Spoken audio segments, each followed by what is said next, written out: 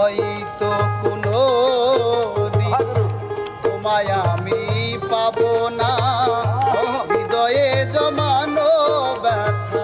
বোঝানো যাবে না, হয়তো